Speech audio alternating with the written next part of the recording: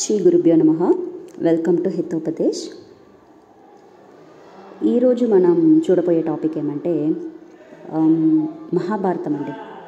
మహాభారత యుద్ధ సమయంలో జరిగిన కాన్వర్సేషన్, జస్ట్ ఒక్క సెంటెన్స్ అనమాట. దాన్ని గురించి మనం విస్తారంగా చూద్దాం. ఎందుకు ఇది నేను పర్టికులర్గా తీసుకున్నానంటే, మార్గశీర్ష మాసం, ధనుర్మాసం చూసారంటే భగవద్గీత పఠనం చేయటం అలవాటులో ఉంది అన్నమాట. భగవద్గీత, భాగవతం, ఈ మహాభారతం అన్నీ కూడా మనకి చాలా ప్రసిద్ధి. ఇప్పుడు ఈరోజు మనం చూడబోయేది మహాభారతంలో యుద్ధ సమయంలో కాన్వర్సేషన్ ఎక్కడ మొదలయ్యింది, అక్కడి నుంచి పట్టుకుని పోతే భగవద్గీత కూడా వచ్చేస్తుంది. సో ఇది ఎక్కడ మొదలవుతుంది అంటే, వేదవ్యాస మహర్షి సంజయుడికి ఒక దివ్య దృష్టి ఇచ్చి అక్కడ యుద్ధ రంగంలో ఏమేమి జరుగుతాయి, ఎవరెవరు ఏమేమి మాట్లాడుకుంటారు అన్నీ కూడా వినిపిస్తుంది సంజయుడికి. అంటే ఒక్కళ్ళొక్కళ్ళు మాట్లాడేది కూడా ఎవరైనా ఉండొచ్చు, అక్కడ ఒక్కళ్ళొక్కళ్ళు మాట్లాడేది ఇంపార్టెంట్ ఏమైనా కూడా సంజయుడికి వినిపిస్తుంది. ప్లస్ కూర్చున్న చోటు నుంచి యుద్ధరంగంకి వెళ్ళక్కర్లేదు, ఆ రాజ్యసభలో కూర్చున్న చోటు నుంచి టీవీలో చూసేలాగా లైవ్ చూడొచ్చు. ఆ ఒక దివ్య దృష్టి శక్తి, శ్రవణం చేసే శక్తి కూడా వేదవ్యాస ఋషి వచ్చి సంజయుడికి ఇస్తాడు. వేదవ్యాస మహర్షి అగైన్ ఎవ్రీ టైం చెప్తూ ఉన్నా, ఆయన జస్ట్ ఒక మనుష్య ఋషి కాదు, ఆయన విష్ణుమూర్తిని అవతారమే, దేవుడే, సాక్షాత్ పరమాత్ముడే, దాంట్లో సంశయమే లేదు.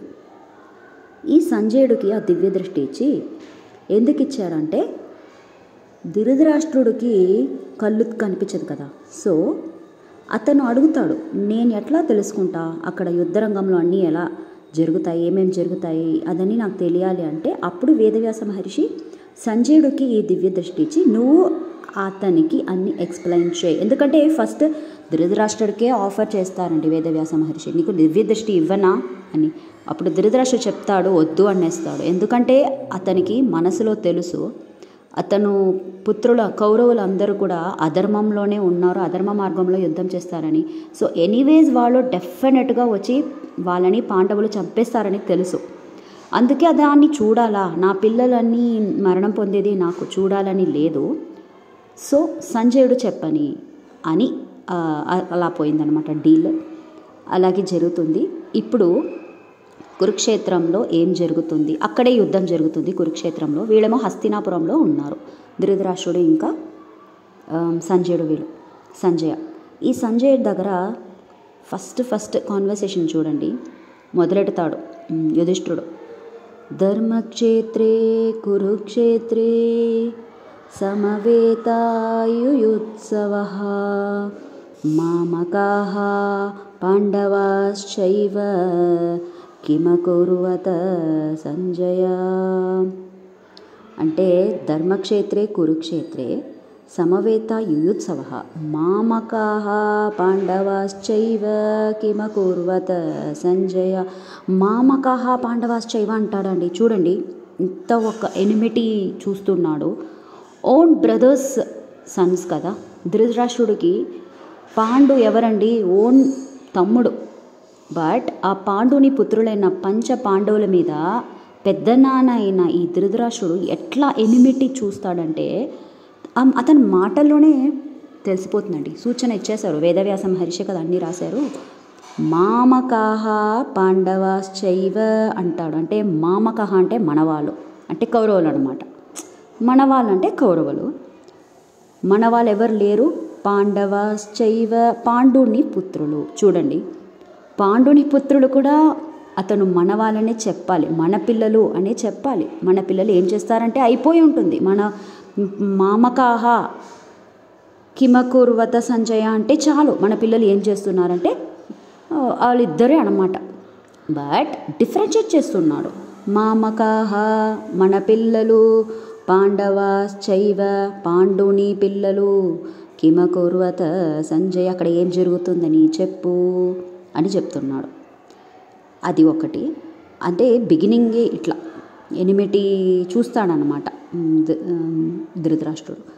అది చూడండి ఇంకా స్పష్టమవుతుంది. స్టార్టింగ్ ఏమంటే ధర్మక్షేత్రే కురుక్షేత్రే అంటాడు. చూడండి, ధర్మక్షేత్రే అంటే వాళ్ళు యుద్ధం చేసే ఆ కురుక్షేత్రం అన్న ఆ ఊరుంది కదా, అది ఆ క్షేత్రం వచ్చి ధర్మస్థాపనమైన ధర్మానికి ప్రతీకమైన ఒక క్షేత్రం అన్నమాట. ఎందుకంటే కురుక్షేత్రం అని దానికి పేరు రావటానికి ముందు దానికి ఏం పేరు అంటే శమంతక పంచక. అంటే అక్కడ 5 తీర్థాలు చుట్టూ ఉన్నాయి, 5 పుణ్య తీర్థాలు ఉన్నాయి. ఇవి ఎవరు నిర్మాణం చేశారంటే పరశురాముడు అనమాట. ఈ పరశురాముడు కూడా విష్ణుని అవతారమే, బట్ ఋషి అవతారం అంతే. వేదవ్యాస మహర్షి అయినా పరశురాముడైనా సరే వీళ్ళిద్దరూ కూడా మహావిష్ణువున్న శ్రీమన్నారాయణుని అవతారమే, దాంట్లో సంశయమే లేదు. ఈ పరశురాముడు నిర్మాణం చేసిన 5 పుణ్యక్షేత్రాలు ఆ క్షేత్రం చుట్టూ ఉంది కాబట్టి దీనికి శమంత పంచక అని ఒక పేరు ఉండింది ఫస్ట్. ఆ తర్వాత కురు అన్న ఒక రాజుడు వచ్చాడు. ఆ రాజుడు ఈ క్షేత్రాన్ని ఉజ్జీవనం చేశాడు. అంటే డెవలప్మెంట్స్, సిటీ డెవలప్మెంట్ లాగా డెవలప్ చేశాడు అనమాట. అప్పటి నుంచి దీనికి కురుక్షేత్రం ఆయన పేరే వచ్చింది, కురుక్షేత్రం అని వచ్చింది. అందుకే ఫస్ట్ కురుక్షేత్రం అని డైరెక్ట్గా చెప్పకుండా ధృతరాష్ట్రుడు ఏం చెప్తాడు, ధర్మక్షేత్రే అంటాడు. ఈ ధర్మక్షేత్రే అనేటప్పుడు ఇది ధర్మానికి ప్రతీకమైన ఒక ధర్మస్థాపనమైన ఒక క్షేత్రం. అదే కాకుండా అతనికి లోపల ఉందండి, నా పిల్లలు అధర్మదారిలో ఉన్నారు. అందుకే ధర్మక్షేత్రే అనేటప్పుడు ఎట్లా చెప్తాడంట తెలుసా? చూడండి, మనం జస్ట్ బుక్ చదువుతూ పోతే ఇదన్నీ తెలియదండి. ఏమి ధ్వనిలో చెప్పాడు అన్నదాన్ని ఆ బుక్లో ఉండదు, గ్రంథాల్లో ఉండవు. మనం మంచి బ్రాహ్మణులు, మంచి చదివిన వేద పండితులు ద్వారంగా గురువుల ద్వారంగా మనం తెలుసుకుంటే ఇదన్నీ పాఠాలు మనకి యాక్చువల్లీ ఏం జరిగిందని అన్నీ తెలుస్తాయి. వర్డ్ బై వర్డ్ వాళ్ళు మనకి బాగా స్పూన్ ఫీడింగ్ చేస్తారు. అప్పుడు నిజమైన ఆంతర్యం ఏమి వాళ్ళది అని తెలుస్తుంది. ఎట్లా చెప్తా అంట తెలుసా, ధర్మక్షేత్రే అని హీనంగా చెప్తాడంట, ఆతంకంగా చెప్తాడంట. ఆతంకంగా అంటే చాలా ఒరీడుగా. ఎందుకు అంటే అతనికి తెలుసు నా పిల్లలు అధర్మదారిలో ఉన్నారు, అధర్మదారిలో ఉన్న నా పిల్లలకి ధర్మక్షేత్రమైన ఈ కురుక్షేత్రంలో జయం ఎట్లా వస్తుంది?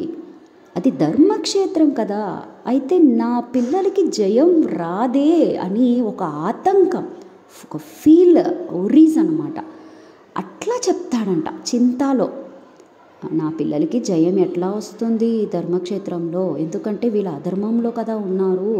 He knows everything. చూడండి, అతనికి మనసులో తెలుసు వాళ్ళు తప్పు చేస్తారని, కానీ దాన్ని సపోర్ట్ చేస్తున్నాడు. ఎందుకు అంటే పుత్ర వ్యామోగం. దుర్యోధనుడు అంటే పిచ్చి ప్రాణం. ఓన్ సన్ తప్పు చేసినా పర్లేదు, నా సన్నే కదా, నా పుత్రుడే కదా అన్న ఇది పుత్ర వాత్సల్యం అన్నారండి. పుత్ర వ్యామోగం అంటారు. అంటే అతీతమైన ప్రేమ. అది ఉండకూడదండి. అది ఉండింది కనుక లాస్ట్ ఏమైందండి దుర్యోధనుడికి? ప్రాణత్యాగం చేశాడు కదా, ఇంకా మొత్తం రాజ్యం వాళ్ళ చేతి నుంచి పోయింది కదా. పాండవులు అడిగినట్టు హాఫ్ రాజ్యం ఇచ్చి ఉంటే అందరూ సంతోషంగా ఉండేవాళ్ళు కదా.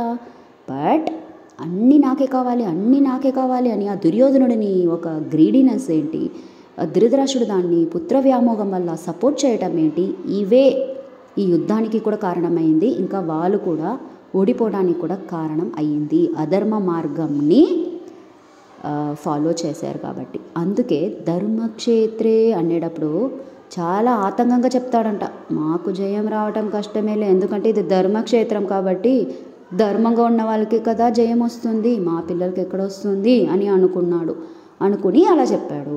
ధర్మక్షేత్రే అని ఆతంకంగా చెప్పాడు అని చాలా బ్యూటిఫుల్గా వర్ణన చేస్తున్నారు. నెక్స్ట్ ఏం చెప్తాడు, కురుక్షేత్రే అంటాడు.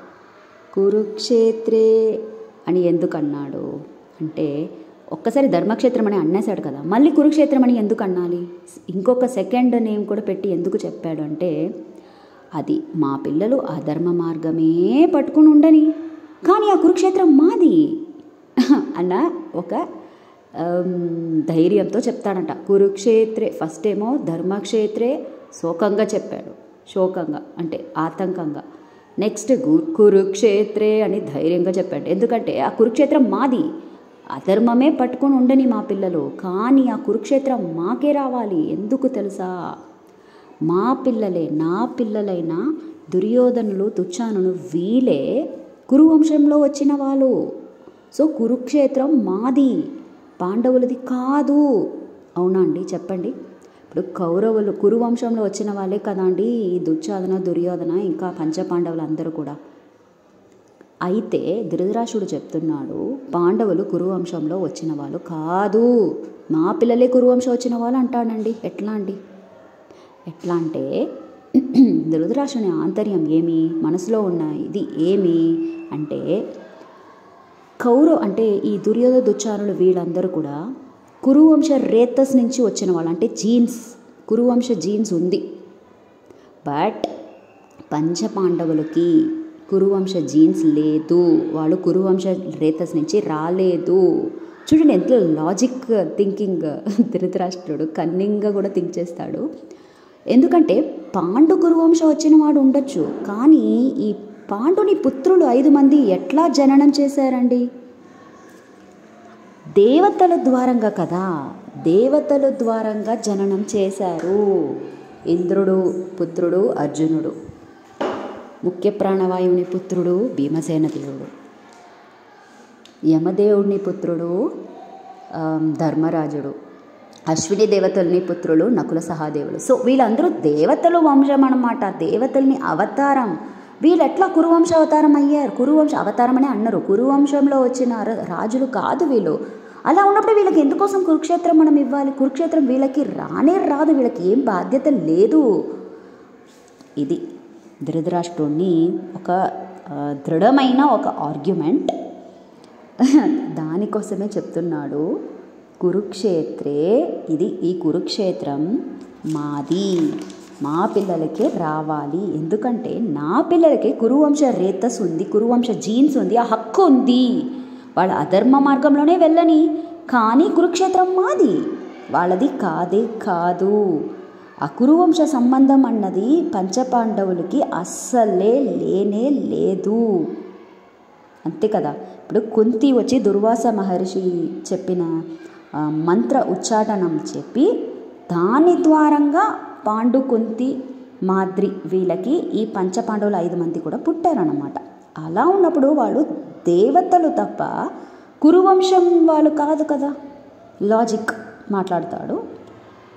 అయితే కురుక్షేత్రం ఎవరికి రావాలి అంటే నా పుత్రులకే రావాలి అని కన్క్లూడ్ చేసి ధర్మక్షేత్రే కురుక్షేత్రే అని మొదలెడతాడు. సో ఏం చెప్తాడు ఆయన? ఇది ఏముంది ఇన్నర్ థాట్ అంటే, ఇది ధర్మక్షేత్రం అయినా కూడా కురువంశంలో వచ్చిన నా పిల్లలకే బాధ్యత ఉంది అని, ఇది మాది, ఈ కురుక్షేత్రం మాది అంటే మాదే. అందుకే ధర్మక్షేత్రే కురుక్షేత్రే సమవేతాయుత్సవః మామకాః పాండవాశ్చైవ కిమకుర్వత సంజయ అంటాడు. సో ఇట్లాంటి ధర్మక్షేత్రంలో, కురుక్షేత్రంలో మామకాహ మన పిల్లలకి అంటే మన వాళ్ళకి, ఇంకా పాండవాశ్చైవ పాండుని పుత్రులకి మధ్యలో ఏమి జరుగుతుంది నాకు చెప్పు సంజయ అని ధృతరాష్ట్రుడు చెప్తాడు. చూడండి, ఈ ధృతరాష్ట్రుడు ఎన్నో చోట్ల మహాభారతంలో మనం ముందు అన్ని చూసి ఉంటాం.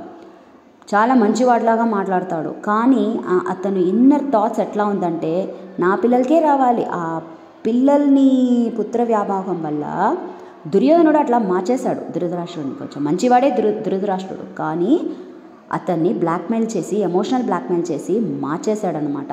సో ఇప్పుడు ధృతరాష్ట్రుడు మనసు కూడా పాయిజన్ అయ్యిందండి. అది ఈ డైలాగ్ స్టార్టింగ్ కాన్వర్సేషన్లోనే తెలిసిపోయింది. మామకాహ పాండవాశ్చైవ అని సెపరేట్ చేసి మాట్లాడతాడు, మనవాళ్ళు ఇంకా పాండుపుత్రులు అని. ఇంకా చెప్తాడు ధర్మక్షేత్రమే అయినా కూడా ఇది కురుక్షేత్రం, ఇది కురువంశంకి వచ్చే క్షేత్రం, పాండవులు కురువంశం వాళ్ళు కాదు. సో వాళ్ళకి ఎట్లా వెళ్తుంది? నా పిల్లలే కురువంశం వాళ్ళు అని చెప్పి మొదలెడతాడు. ఓకే, ఈరోజు మనం ఇది కంప్లీట్ చేసుకుందాం. మీ అందరికీ నచ్చింది అనుకుంటాను ఎపిసోడ్. అందరికి కూడా షేర్ చేయండి మీ గ్రూప్స్లో అన్ని, పిల్లలకి అన్నీ చెప్పండి. సాంస్క్రిట్ కూడా వాళ్ళు నేర్చుకుంటారు.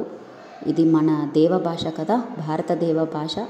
అది కాకుండా ఇట్లాంటి పురాణాలు ఇదన్నీ మనం మన పిల్లలకి చెప్పేటప్పుడు వాళ్ళు కూడా ఏది ధర్మం అధర్మం అన్నది వాళ్ళకి తెలుస్తుందండి.